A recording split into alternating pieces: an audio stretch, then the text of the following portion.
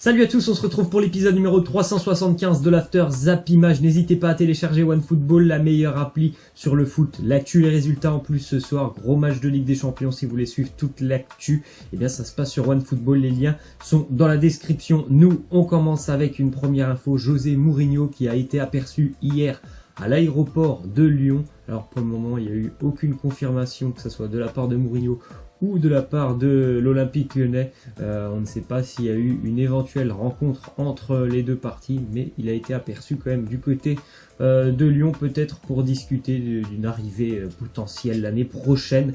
Après, on sait que c'est un dossier quand même très compliqué, puisque niveau salaire, en général, José Mourinho, c'est un entraîneur très cher, et Lyon ne peut, je pense, pas se le permettre. Donc il y a certainement eu des discussions entre les deux parties. Une autre info qui concerne l'Olympique Lyonnais qui est très intéressé par le jeune défenseur bordelais Jules Koundé. L'Atlético, le FC Séville, l'Inter, l'AC Milan ou encore la Lazio de Rome suivent le joueur de prêt. Sa valeur est estimée à peu près 25 millions d'euros. C'est un joueur assez talentueux, ce jeune joueur. Après, franchement, pour Bordeaux qui ambitionne de revenir un petit peu plus sur le devant de la scène déjà française, je pense que ça serait vraiment une grosse perte s'il venait à le perdre, puisque voilà, il y a eu des nouveaux investisseurs, il y a pas mal de changements du côté de Bordeaux depuis quelques mois, donc j'espère qu'ils vont pas perdre en plus un joueur qui a quand même un très fort potentiel. Ça serait pas un bon signe. Ensuite, une autre info, Mario Balotelli qui sera suspendu contre Guingamp. Il pourrait être aussi suspendu plusieurs matchs pour son geste sur le défenseur bordelais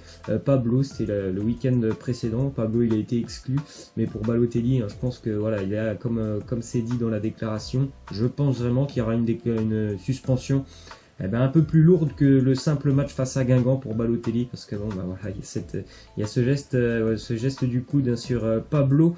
La semaine passée, petit classement des meilleures attaques et meilleures défenses du championnat en Ligue 1 cette saison, et bien évidemment le Paris Saint-Germain leader dans les deux catégories, devant Lyon notamment au niveau des attaques, Strasbourg 3e attaque de Ligue 1 devant Lille, Marseille, Saint-Etienne, et les meilleures défenses on retrouve le PSG devant Lille, Nice ou encore les Girondins de Bordeaux et le promu, le Stade de Reims. Ensuite, on a appris que le Bayern Munich est en pole position pour recruter Nicolas Pepe. Les dirigeants du club ont rencontré d'ailleurs l'entourage du joueur à Paris récemment et la conversation a été productive. Actuellement, le Bayern est en pole position. Après, on sait, on a déjà eu beaucoup d'infos que beaucoup de clubs, forcément beaucoup de clubs européens sont très intéressés par le profil de Nicolas Pepe qui, je pense, quittera Lille, même si pour lui, il l'a dit, ça pourrait être aussi une option à envisager de continuer une année de plus avec le LOSC. Résultat d'un match de Ligue 1 qui se déroulait hier, le Nîmes Olympique qui bat le Stade Rennais 3-1 grâce à Renaud Ripard, Denis Bouanka ou encore Anthony Bobichon, but pour le Stade Rennais, signé Hervé Liboy sur un contre son camp. Pour le Nîmes Olympique, c'est vraiment une superbe saison, maintenue déjà depuis de nombreuses semaines. Les Nîmois ils continuent leur très beau chemin cette année. Encore une victoire à domicile, du spectacle, des buts de l'extérieur de la surface avec des frappes lointaines. Ça fut encore un beau match de la part des Nîmois qui pourtant était réduit à 10 juste avant la mi-temps, et Rennes aura pris un carton rouge aussi en seconde période. La petite stat pour Tedji Savanier qui est actuellement le deuxième meilleur passeur de Ligue 1 pour sa première saison dans l'élite. Déjà 9 passes décisives pour Tedji Savanier. Il a vraiment une très bonne vision du jeu et aussi une très lourde frappe. Petite stat pour le Stade Rennais qui accuse le coup depuis son élimination en Europa League face à Arsenal en Ligue 1. C'est 2 points pris sur les 12 possibles pour les Rennais. Ça sera donc forcément compliqué d'aller chercher une place directement qualificative pour l'Europa League par le biais du championnat. Après, bon, bah voilà, il y aura cette finale de Coupe de France à jouer face au Paris Saint-Germain qui pourra certainement être, je pense, plus simple pour les Rennais, parce que franchement, en championnat, ils sont quand même en grande difficulté et il y a quand même beaucoup de monde déjà devant eux au niveau du classement. En plus de ça, Rennes est quand même une équipe qui encaisse énormément de buts, encore une fois 3 hier, 3 samedi dernier, ça fait beaucoup pour une équipe qui veut jouer l'Europe. Petite info et déclaration du côté de Manchester United, Solskjaer et Chris Smalling qui étaient présents en conférence de presse, ils ont tenu à prévenir Messi. Ils lui ont dit on t'attend, surtout Chris Smalling, il lui a dit je t'attends, puisque voilà, il y a eu beaucoup de questions autour de Lionel Messi. Solskjaer a dit qu'il n'était pas inarrêtable. Alors c'est plutôt rare, il y a beaucoup d'entraîneurs en général qui parlent de Messi et qui disent voilà, on va plutôt se concentrer sur les relations de passe vers Messi, mais il n'est pas, il est inarrêtable tout simplement. Pour Solskjaer, il n'est pas inarrêtable. Donc ça sera un gros duel ce soir entre, je pense, un Barça revanchard, hein, parce qu'en général le Barça a quand même du mal à se déplacer sur les matchs à élimination directe depuis quelques années. C'est souvent des résultats assez décevants pour le Barça. Je pense qu'il y a un joli coup à jouer ce soir si l'équipe de Manchester ressemble à ce qu'on a vu face au Paris Saint-Germain. À moins qu'il y ait encore une fois un nouvel exploit, je pense que le Barça va s'imposer ce soir. La compo d'équipe, ou en tout cas le groupe de la Juventus pour le déplacement du côté de l'Ajax ce soir, avec les cadres qui sont bien évidemment présents. Ronaldo est présent. Une grosse info par contre, c'est Giorgio Chiellini qui sera absent, touché au mollet. Giorgio Chiellini ne sera pas présent, donc c'est quand même là par contre vraiment un gros point noir pour la défense de la Juventus. C'est quand même lui le patron de la Juventus. Emre Can aussi ne sera pas présent pour ce déplacement. Petite déclaration de Marcello Lippi, ancien sélectionneur de l'Italie. Il nous dit Matuidi effectue un très grand travail, autant en quantité qu'en qualité, ce qui n'est pas facile.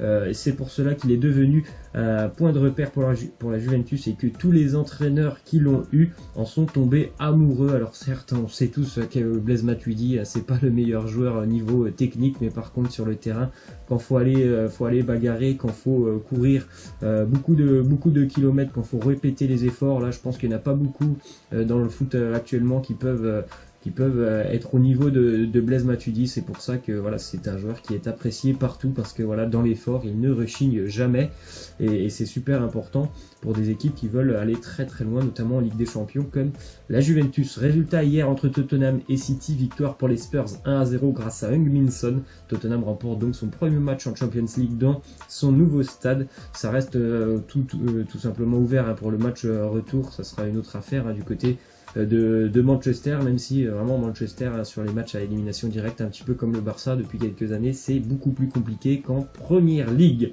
Le joli tifo des supporters de Tottenham hier dans la South Stand, là, qui peut abriter je crois 17 000 spectateurs, tout d'art is to do.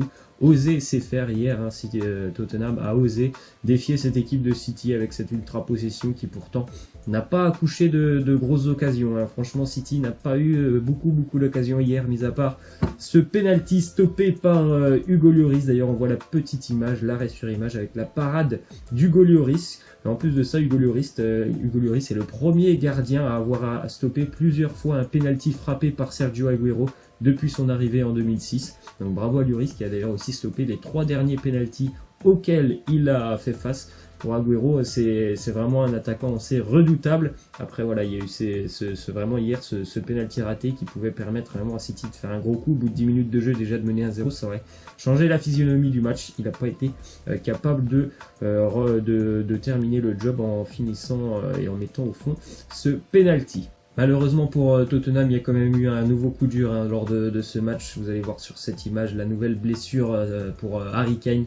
Alors actuellement on n'a pas eu d'infos, mais voilà, c'est visiblement encore une fois la cheville qui est touchée pour Harry Kane. C'est quasiment toutes les blessures d'Harry Kane, c'est la cheville. Encore une fois, c'était le cas hier avec la cheville qui a bien tourné. Pour ceux qui ont vu l'image, il est sorti directement, il est même pas resté sur le terrain, donc ça semble quand même assez inquiétant pour Harry Kane. Petite info du côté du Napoli, on va vraisemblablement prolonger Kalidou Koulibaly, qui est une cible notamment du Real Madrid en défense centrale. Il va prolonger avec le Napoli. Aussi une petite info du côté de Chelsea, puisque Danny Drinkwater, le milieu de terrain, a été victime d'un léger accident de voiture ce lundi. Il était en état d'ivresse au volant. C'est un comble pour Danny Drinkwater, pour ceux qui ont fait un petit peu d'anglais quand même à l'école. Vous savez que Drinkwater, ça veut dire boire de l'eau. Et bien, il a été contrôlé en état d'ivresse. Ensuite, déclaration de Gonzalo Higuaín. Il nous dit: je suis heureux ici. C'est toujours agréable de découvrir un nouveau championnat, et c'est mon premier aperçu de la Première Ligue. C'est une période d'adaptation, mais j'espère que même s'il me reste peu de temps, je veux et je peux bien finir cette saison. Je suis venu ici et je veux rester. C'est quand même une mauvaise déclaration pour Olivier Giroud, on sait, puisque si Gonzalo Higuaín lui aussi a envie de continuer avec Chelsea, et en plus on l'a vu encore une fois, lundi Giroud était sur le banc, c'est quand même une mauvaise opération, une mauvaise déclaration pour Olivier Giroud. Ensuite, Nike va reproduire en édition limitée un remake du maillot du Barça de la saison 98-99. Donc pour les fans de maillot vintage, eh ben, vous pouvez aller le chercher. Mais bon, à mon avis, ça sera très cher. Et en plus de ça, c'est édition limitée. Laissez-moi en commentaire pour terminer votre score pour l'affiche de ce soir entre Manchester et le Barça. Malgré tout ce que je vous ai dit, que le Barça en général a beaucoup de difficultés pour se déplacer, je vois quand même le Barça s'imposer ce soir 2-0. Laissez-moi en commentaire vos pronos. Moi je vous laisse et je vous dis à demain. Ciao.